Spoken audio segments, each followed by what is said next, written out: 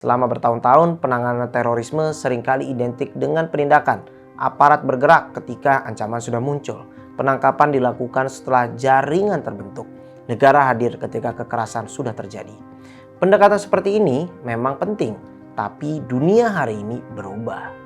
Ancaman juga berubah. Terorisme modern tidak selalu muncul dari organisasi besar yang bergerak terang-terangan. Ia bisa lahir dari proses radikalisasi yang panjang, tersembunyi, dan sangat personal. Dimulai dari konten digital, dari ruang obrolan kecil, dari narasi kebencian yang terus dipelihara, dari rasa frustasi sosial yang kemudian diarahkan menjadi ideologi ekstrim. Karena perang terbesar hari ini bukan hanya perang senjata, tapi perang memperebutkan pikiran manusia. Menjaga Indonesia hari ini tidak cukup hanya dengan menjaga wilayahnya, tapi juga menjaga cara berpikir masyarakatnya.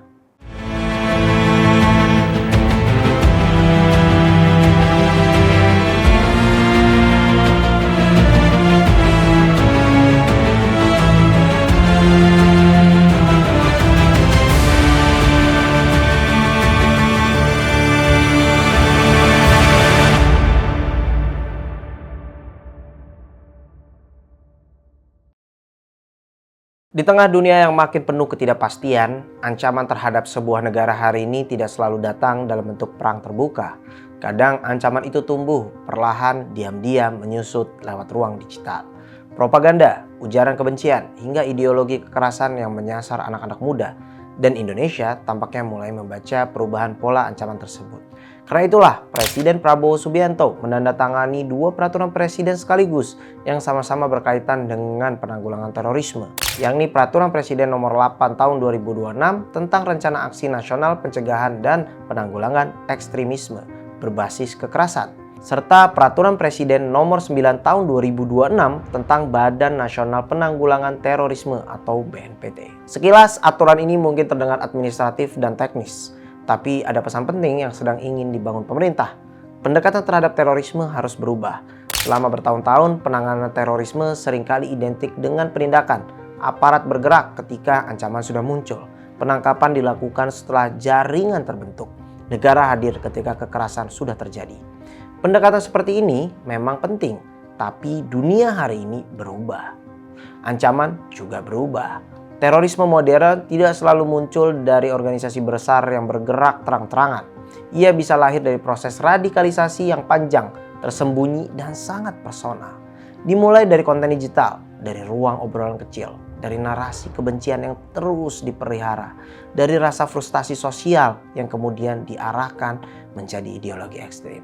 Dan itulah mengapa pemerintah mulai menekankan aspek pencegahan. Dalam Perpres tersebut dijelaskan bahwa pencegahan dan penanggulangan ekstremisme berbasis kekerasan dilakukan secara sistemis, terencana, terpadu, dan berkelanjutan. Kalimat ini penting karena artinya negara tidak lagi ingin bergerak sendiri atau sekedar reaktif terhadap ancaman. Pencegahan ekstremisme tidak hanya dibebankan kepada aparat keamanan atau BNPT. Ia membutuhkan kerja bersama, pendidikan, pemerintah daerah, tokoh agama, organisasi masyarakat, kampus, bahkan keluarga, dan ruang digital juga menjadi bagian penting dari pertahanan sosial sebuah bangsa. Karena perang terbesar hari ini bukan hanya perang senjata, tapi perang memperebutkan pikiran manusia. Di banyak negara, ancaman ekstremisme berkembang justru ketika negara terlambat membaca keresahan sosial, ketika anak-anak muda kehilangan arah, ketika ruang digital dipenuhi provokasi tanpa literasi yang cukup. Maka langkah pemerintah memperkuat pendekatan preventif bisa dibaca sebagai upaya untuk menutup ruang-ruang kosong tersebut sebelum berkembang menjadi ancaman nyata. Menariknya lagi, pendekatan ini juga menunjukkan bahwa pemerintah mulai melihat keamanan nasional secara lebih modern. Keamanan bukan hanya soal jumlah aparat atau kekuatan senjata, tapi juga soal daya tahan sosial masyarakat. Apakah masyarakat cukup kuat menghadapi provokasi? Apakah generasi muda memiliki literasi digital yang baik? Apakah ruang publik dipenuhi dialog sehat atau justru kebencian? Pertanyaan pernyataan itu hari ini menjadi bagian penting dari keamanan nasional. Dan Indonesia sebenarnya punya pengalaman panjang dalam menghadapi ancaman terorisme, dari bom Bali hingga berbagai serangan lain. Indonesia belajar bahwa terorisme tidak cukup ditangani hanya dengan operasi keamanan. Diperlukan pendekatan yang lebih menyentuh akar masalah. Karena itu, penguatan peran BNPT melalui Perpres baru ini juga menjadi sinyal bahwa pemerintah ingin memperkuat koordinasi nasional dalam menghadapi ancaman ekstremisme yang semakin kompleks. Tentu saja, langkah ini juga perlu dijalankan dengan hati-hati dalam negara demokrasi. Penanganan ekstremisme harus tetap menghormati hak asasi manusia, kebebasan sipil, dan ruang kritik publik. Jangan sampai istilah ekstremisme digunakan terlalu luas hingga berpotensi menimbulkan salah tafsir atau kriminalisasi terhadap kelompok tertentu. Di titik inilah transparansi dan profesionalisme menjadi sangat penting.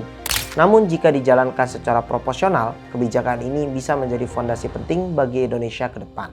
Sebab negara yang kuat bukan hanya negara yang mampu menghukum pelaku teror, tetapi negara yang mampu mencegah warganya jatuh ke dalam radikalisme sejak awal. Dan mungkin disitulah inti dari dua perpres yang baru ditandatangani Presiden Prabowo, bahwa menjaga Indonesia hari ini tidak cukup hanya dengan menjaga wilayahnya, tapi juga menjaga cara berpikir masyarakatnya.